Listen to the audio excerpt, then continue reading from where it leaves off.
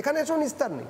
ধুবুলিয়া ক্যাম্পে যখন এলো এই পরিবার, তখন ধুবুলিয়া ক্যাম্প নিয়ম ছিল, ভারত সরকারের তখন নিয়ম ছিল যে মেয়েদের শুধু রাখতে দেবে আর বাচ্চাদের, ছেলেদের ওই ক্যাম্পে জায়গা নেই। ঠাকুরদা চলে গেলেন, নাবালক নাবালিকা পুত্রকন্যা নিয়ে আমার ঠাকুমা রইলেন। ভাবো, খুব বেশি শিক্ষিত নয়, একদম প্রত্যন্ত গ্রামীণ জায়গা। আমার কাকার মানে আমার জাস্ট বাবার যে পরের ভাই অরুণ, তার নিউমোনিয়া হয়। 9 দিন লড়াই করার পরে ক্যাম্প থেকে ওনাকে ক্যাম্পবেল হাসপাতালে নিয়ে আসা হয়, যেটার নাম হয়েছে এখন NRS-এ। একটা সম্পন্ন বাড়ি, সেই বাড়ির বাচ্চা ছেলে তার ওই ইয়ে থেকে তাঁবু থেকে শিশির পড়ছে।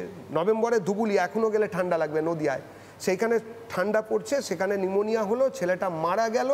তার দেহ সদ্গতি করার আমাদের পয়সা ছিল না, গাদা ঘরে মানে লাশ কাটা ঘরে রেখে দিয়ে চলে আসতে হয় আমাদের।